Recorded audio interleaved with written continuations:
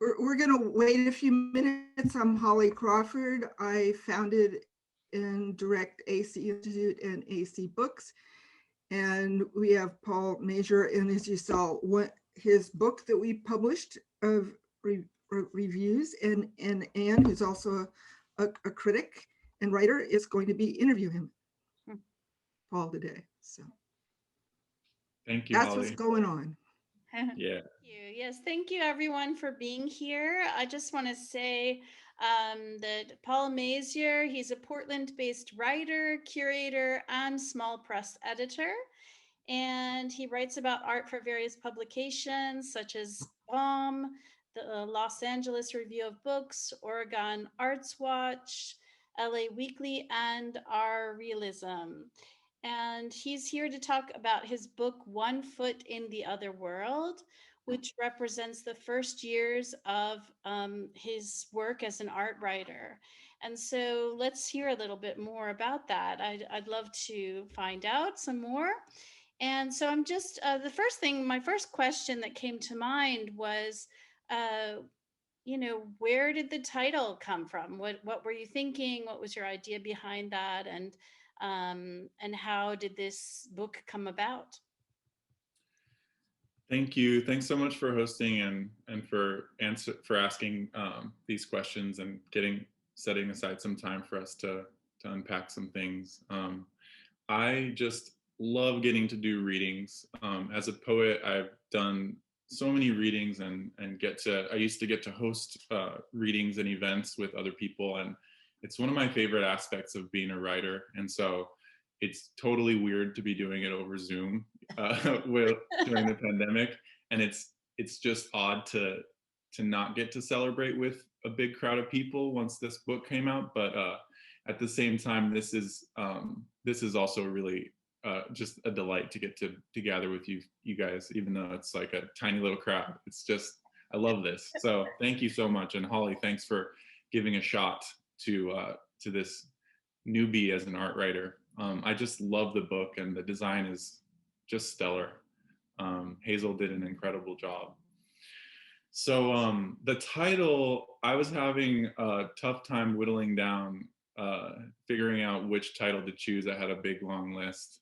Titling works is actually one of my favorite things to do. And I wrestled with a bunch of different titles, and then I got this line from a Ted Greenwald poem in my head.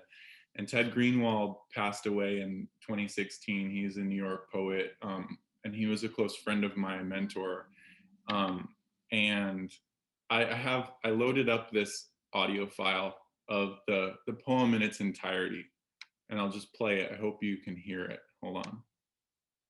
It's called One Foot in the Other World is the poem. Oh. 1 foot in the other world, the other foot in the other world. Can you hear that? 1 foot in the other world, the other foot in the other world. Were you able to hear that? Yes. So it just makes me laugh. I think it's surprising, especially on the page. You read the first line, 1 foot in the other world, and you think, okay, well then the other foot must be in, the current world. Well, then he bops you over the head by saying the other foot is also in the other world. And I just think it's befitting of like the approach of wanting to attend to, I guess, whatever is outside or whatever is off the beaten path, unconventional, this sort of thing. So yeah, that's where the long short of it is. That's where the title came from. It's great. I mean, what a wonderful reference that you made, and how perfect, I think, for the kind of work that you've been doing as a writer. Could you tell us a little bit about how you approach art writing? And because all of these essays came together over a series of years and then became a book, so it was something that happened over time. So I'm wondering what has become your approach to art writing, and how is that different maybe than somebody else's approach? Oh yeah, thanks for that question. all this stuff kind of came together almost, I don't know, on its own in a way. Anytime I'd go and look at art, I would constantly, almost compulsively, taking out my notebook and scribbling notes as fast as I can.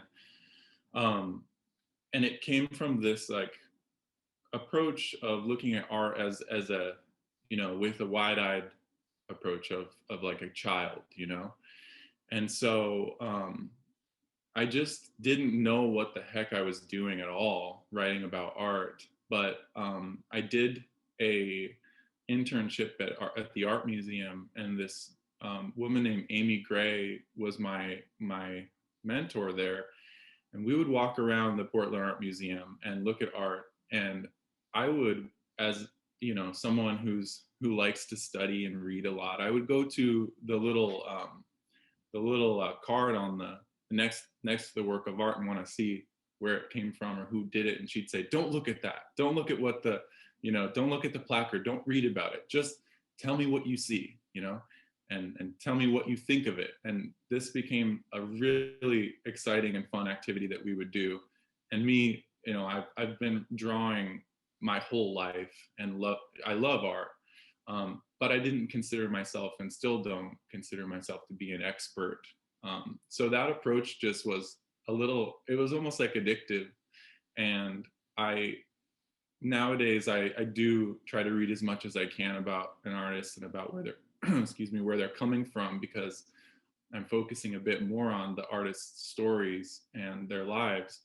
But as a practice, I would just look at what's in front of me at face value and try to unpack what I think about it, even if my reaction is like, I can't stand this. Invariably, I would look at it and attend to what is there, and eventually, through appreciating it, like appreciating the aspects of it, I ended up appreciating it in the different sense of it, meaning I enjoyed it.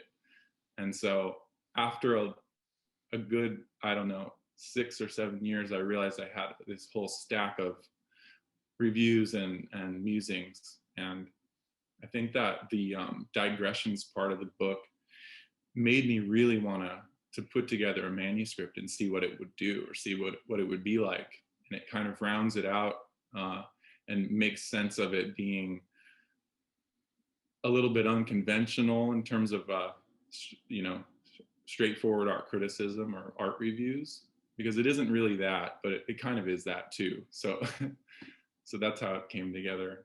I didn't know that it was gonna even happen, but Holly was keen to it. So I think that's one of the things that makes it a special book, because it's, rather than something typical of what an art critic has presented, you know, in a certain very stylized way that we've grown used to in the art world.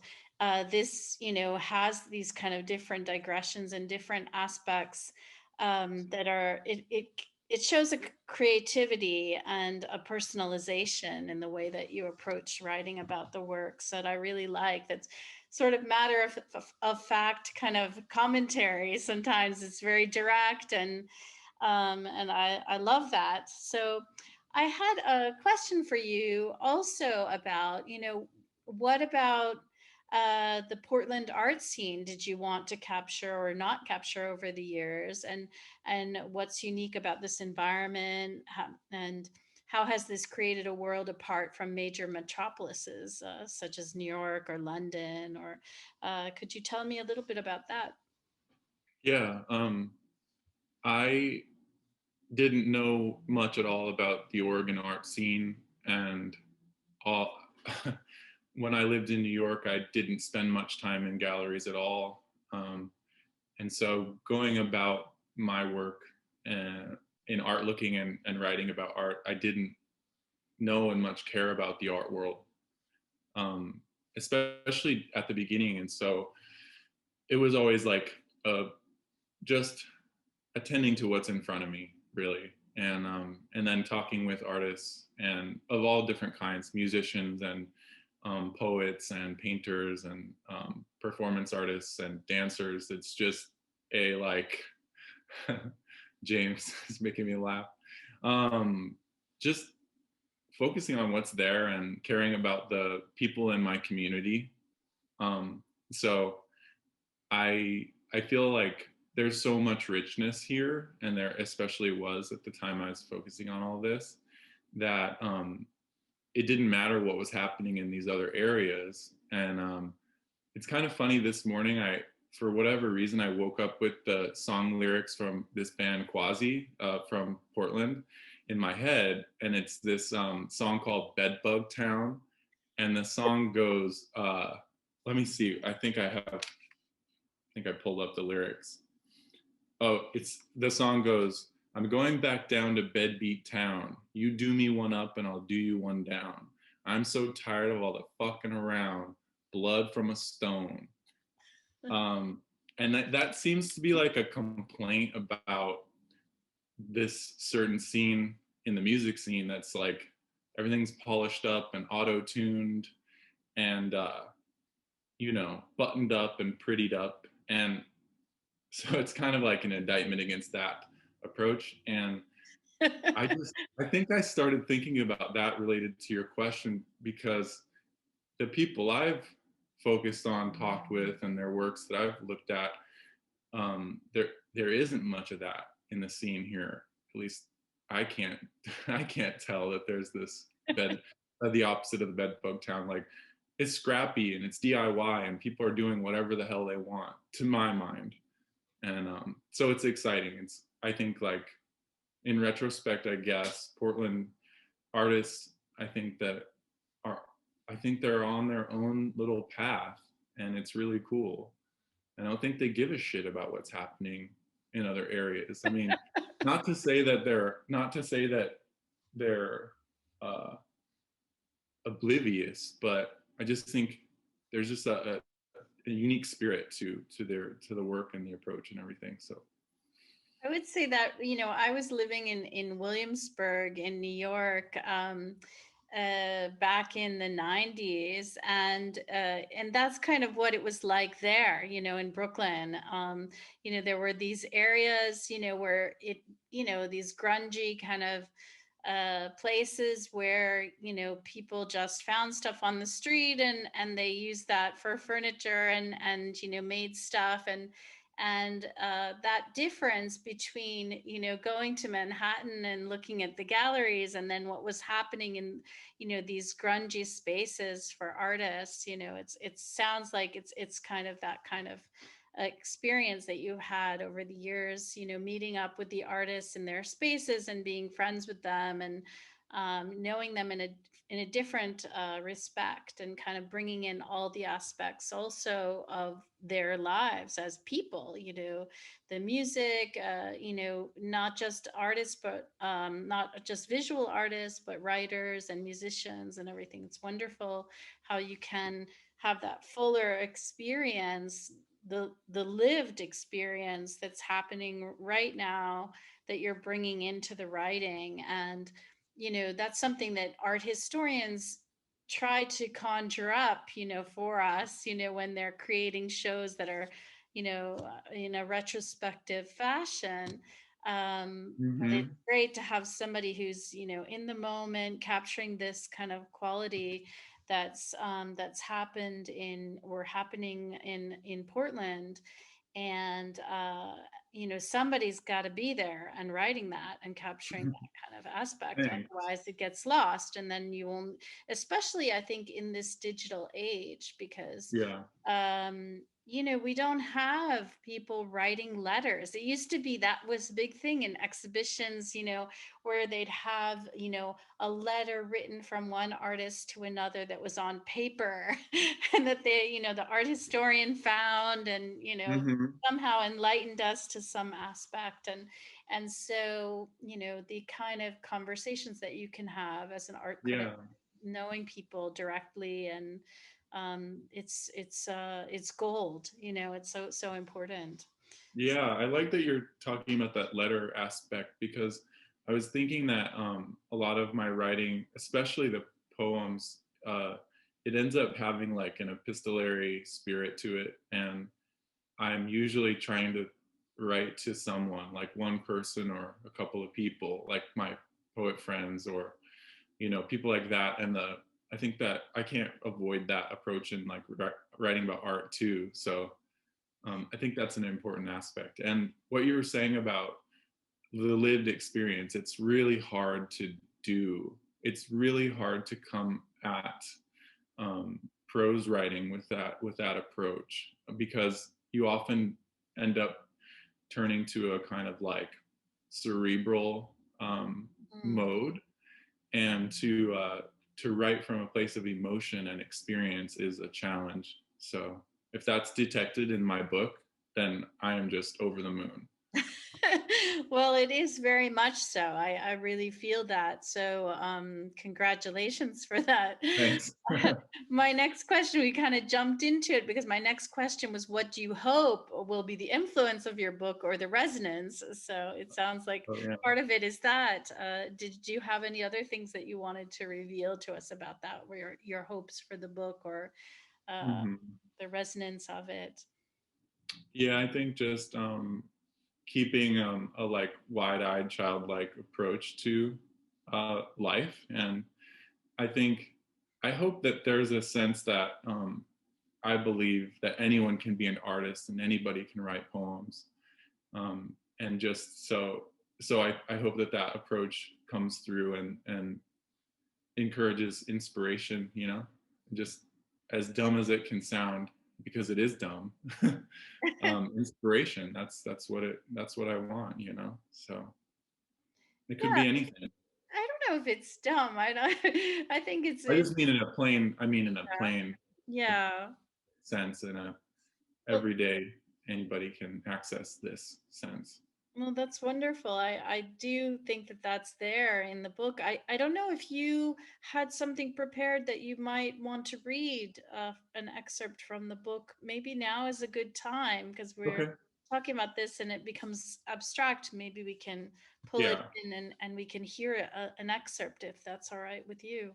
Okay, yeah, definitely. I think like I'm happy that the dialogue went the way that it did, and a little bit I don't know, a little bit longer. So I think that I'll just read some of the digressions and skip the more art review type stuff. So this is this series of like vignettes and musings that started to come together from notebooks, and it came during a period of time when I'm walking around town, riding the train or whatever, or the bus, and I just have to jot down something in my notebook. And a lot of it is like almost from a place of like dissatisfaction and frustration, and not always that, but most of the time it's just trying to unpack something, trying to question everything. So that's the kind of mode, and like little short pieces. So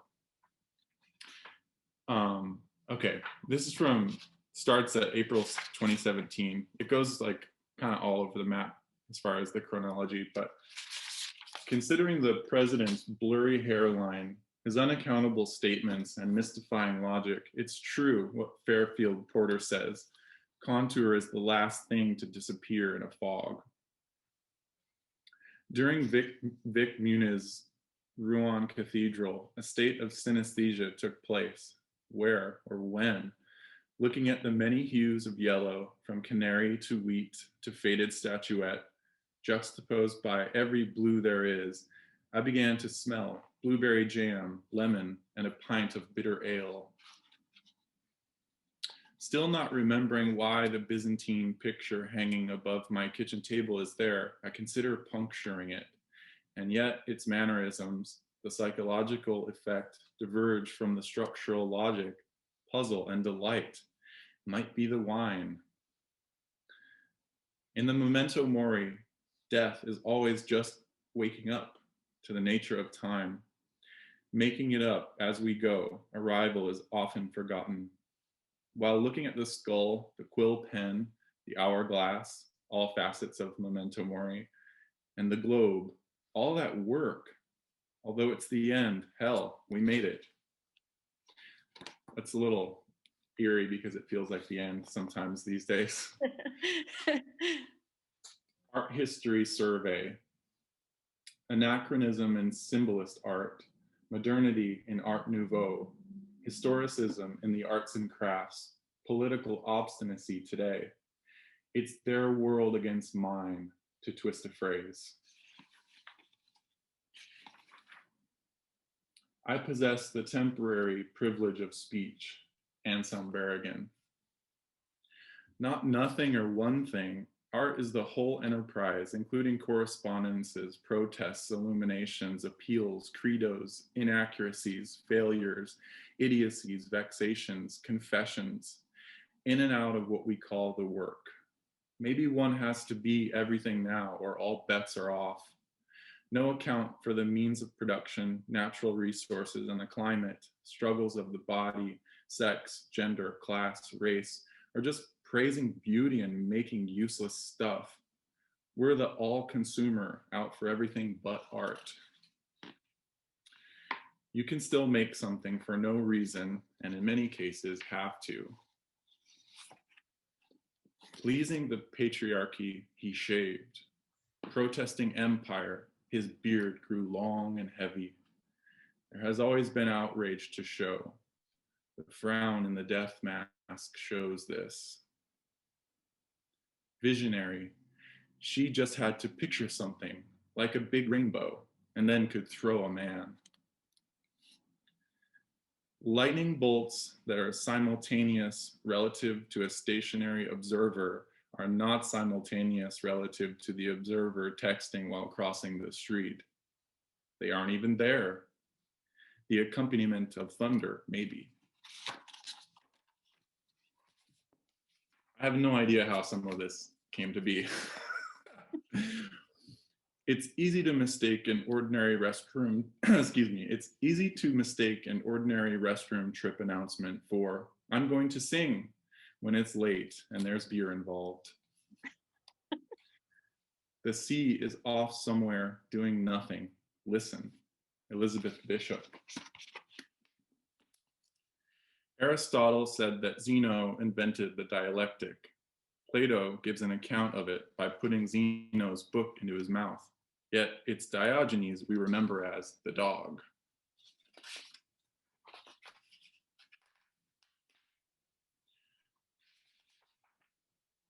It's less flight of fancy than a sign of pure imaginative genius for someone to see and then proclaim that the moon is or was made of cheese. Looking up during clear daylight hours, it still must be the case. Clay was not the original medium. The Union Station slate rock stacks wearing hats are more lifelike than the gallery mannequins, that apparently friendly shop owners too. He didn't need a problem in order to paint life into his figures, but like a lot of life, it helped to ramp it up. Counting money while eating disrupts digestion. Laughing in entertainment is your free upgrade. You can't think and play at the same time. Sonny Rollins. The word details comes to mind. You want to talk to the expert, but sense and intuition are your only sources. You can't trust the opinion of the artist for facts. What they have made is an enigma. It's bananas to expect art today to conform to the knock your eyes out code of the old world. Talking with a painter friend riding bicycles across the river, I mentioned his former collaborator, who also happens to be his former coworker. Using the word work in relation to art, he naturally thinks I'm meaning the money work and talks about the old job. To me, this is telling, but it's too soon to know of what. The reemergence of the lever, the crank, the spindle, and the wheel in high traffic restroom hand dryers in place of the automatic function somehow brings a sense of relief. I guess it's automated insofar as if no towel, turn knob. If I could make the world as pure and strange as what I see, I'd put you in a mirror I'd put in front of me. Lou Reed, Pale Blue Eyes. In keeping with Warhol's urge out of modernism, it could be said that Lou Reed's was an urge out of, away from, our own reflections.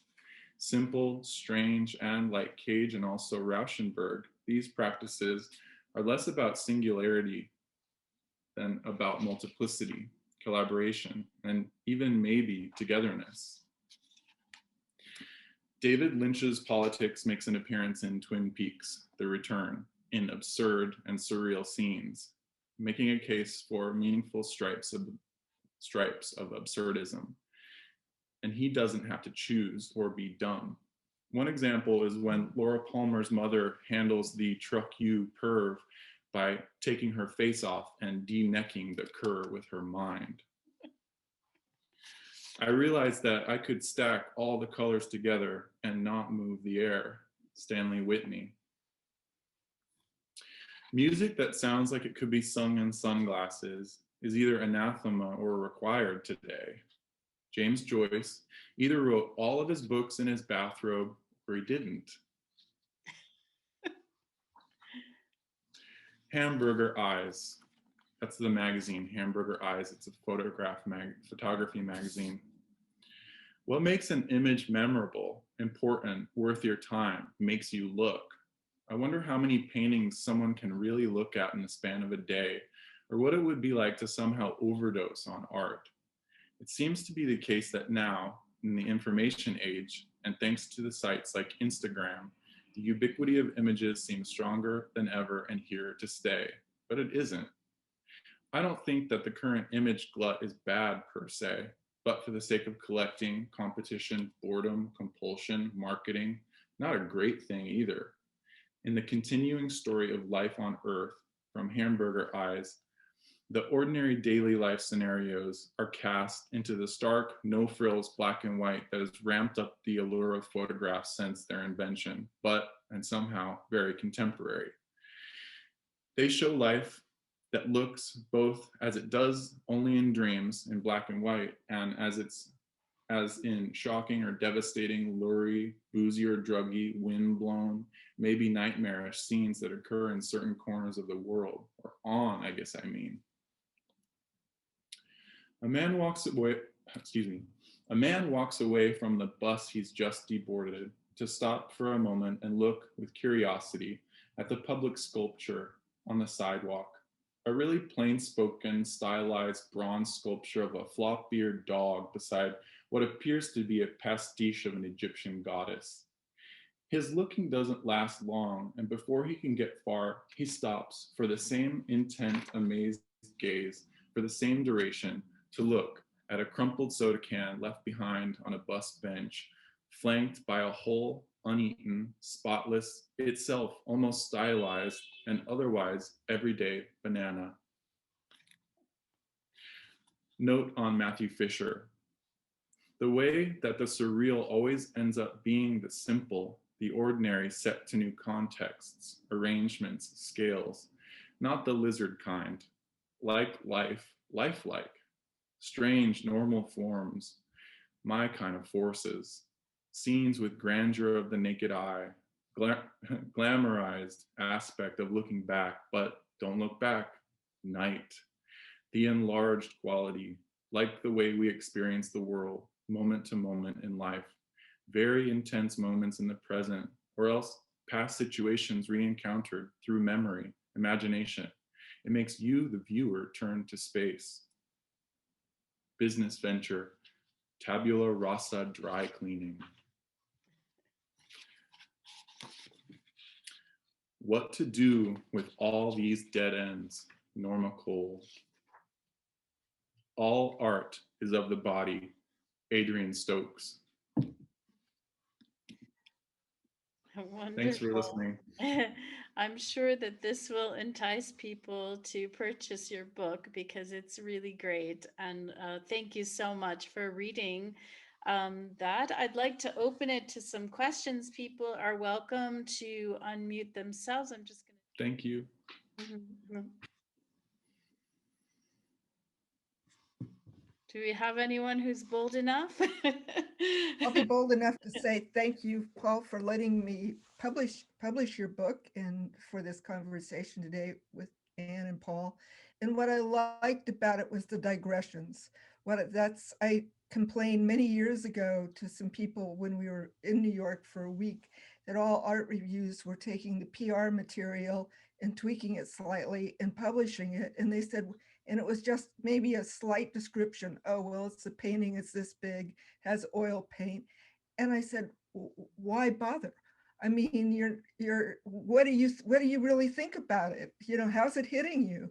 And years ago, I even had a title for a book, I mean, many, like a teenager, Weeds in the Parkway. And because my weeds may not be weeds to me, as in part of my garden today.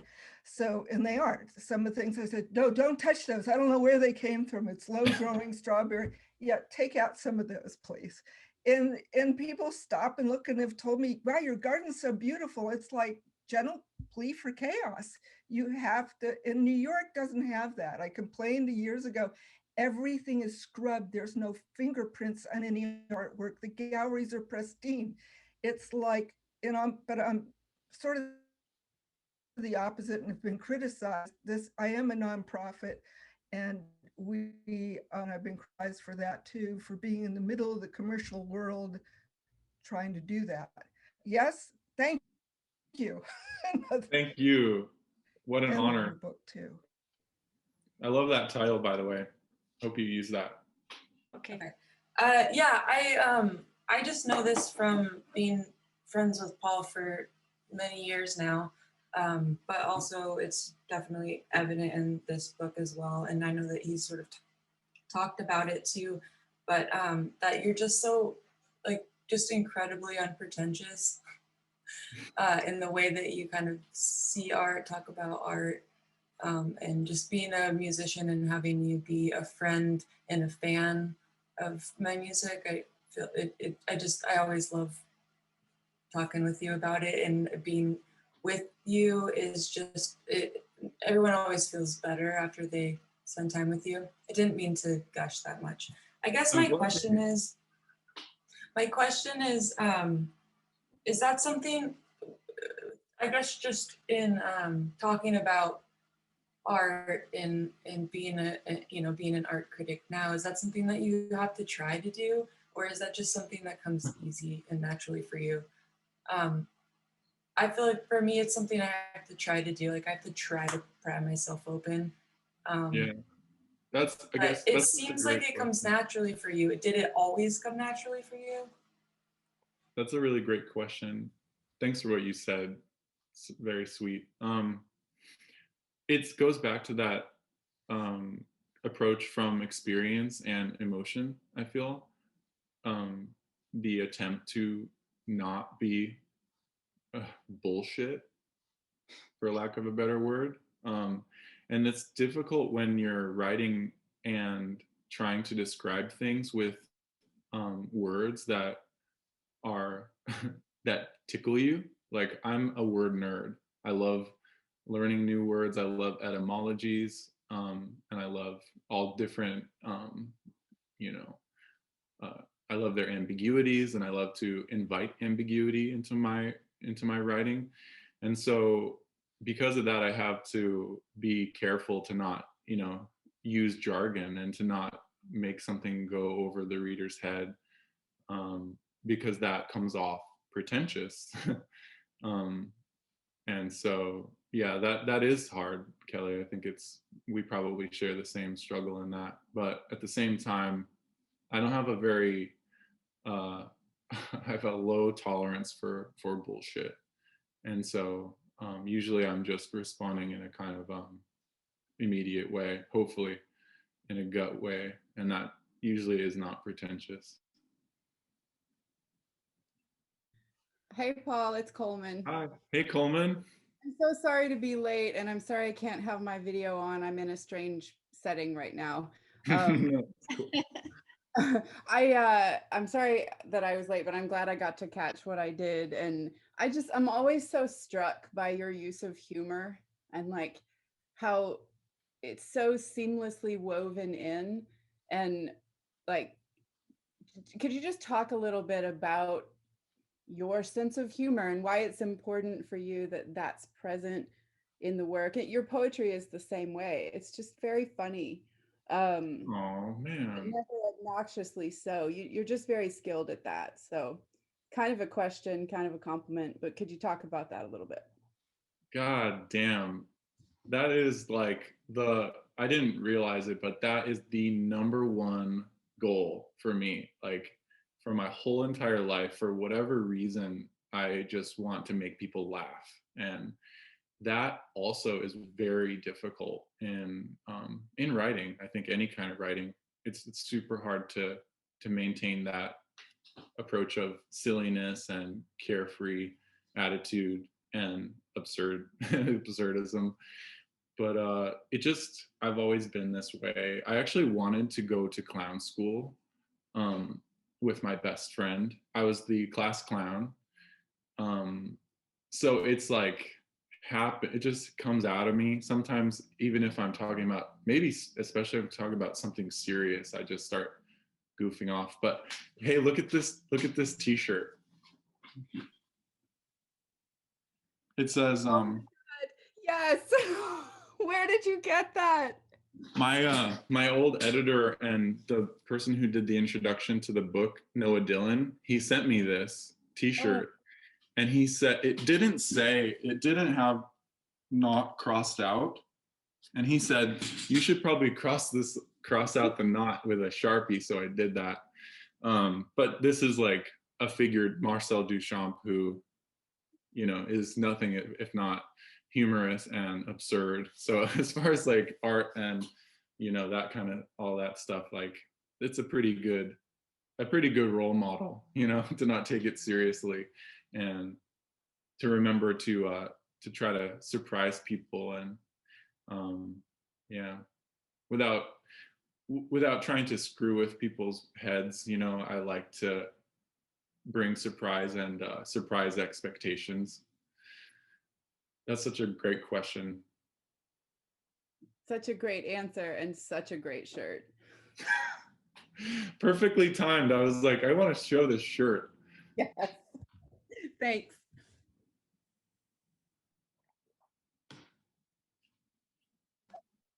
Paul, do you want to mention Stephen Wright on the same note?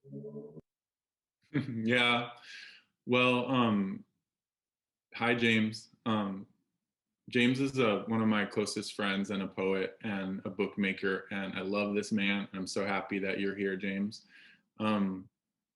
Stephen Wright's comedy, the one-liners and the philosophical approach that he took, and like also he's a really big word nerd.